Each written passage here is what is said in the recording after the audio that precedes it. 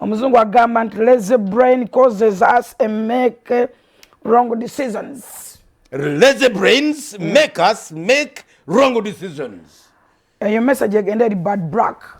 Lazy brain obwongo obunafu causes us butuleetera to make a wrong decision. okola okusalawo okukyamu. Mu kwogera kwange temwabaddemu kuvuma nnyabo. Nja kukiddamu. Bad Black tokyalina kyogamba ggwanga. You are there for nothing. Ebitundu by'ekyama tebikyali. By the way, mu bantu ekizibu kya Uganda gwomu ku bizibu bya Uganda. Bwe tuba tunoonya kakica wa ggwanga Uganda kokoola ggwanga. Gwomu ku bantu betulina okukoola. Ate mwataba. Abaana bonna abali mu kwetunda wavaayo n'oba inspiringa n'obalaga nti okwetunda kukola sente. Notababuulira nti wali mu you a typical thief.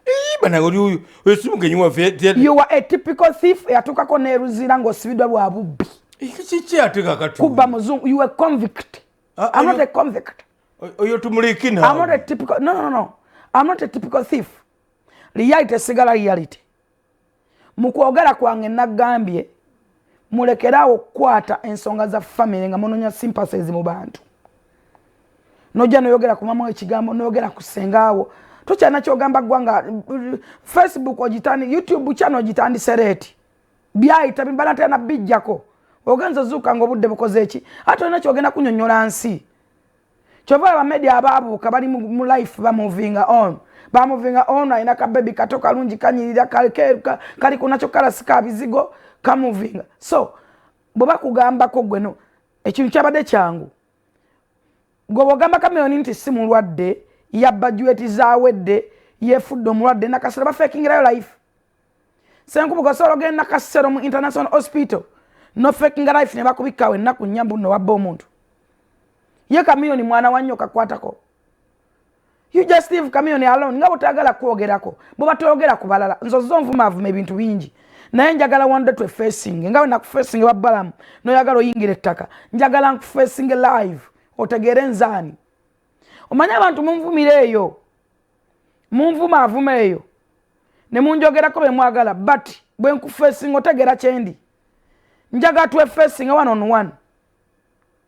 Olaiko ukatonera bidde. Bile babbala mu bilala. Ochimanyi bulungi nti ojja faking obuntu. Mugenyi waffe wano. That is rubbish. Ekibi kiba kibireka nkyogereko. Ekimala boda ku social media n'onvume ebigambo ebingi. Agoteka kyali mawuli agasimpoke ne Geoffrey Rutaya. Mwogereko ebirala abantu balina ebivume ebipya. Nvumaayo ekirala. Nze ate tunda nga katabbangako. Tolina kyogenda kuŋŋamba. But fact is fact. Tosobola kutandika kati YouTube channel nga togitandikira mu banno. Ogitandikira mu kwesaza. Tuli mu ntalo za family kutereza family z'abantu. Era kikabiri mutuite nti mujje mutereze family ya Bad Black. Bwe wabba sente nyingi ennyo family wa Jiyambo tunyumiza nnyoko bad story nga bwe yasitulanga amanda abafu manje bali. Tukole tutya. Bwe wabba sente nkumulitu ku muzungu nnyoko wamuyamba omuzimbiro wa mu business. Wamugasaaki. Ndabera wadde mu bamalaya kwetunda na kunywa mwenge kola ki. Anyway, eyo si solution. To story inspire to ina muntu gosoka ku inspiringa. Ekisoka bo animal bwagwa akatale kyo kwetunda kyafuka kikolimu. Ne gwa vino inspiring abantu nti okwetunda kirungi. Era biwamulo byogenda okumawabe wampe mudde. That is nonsense. That is rubbish.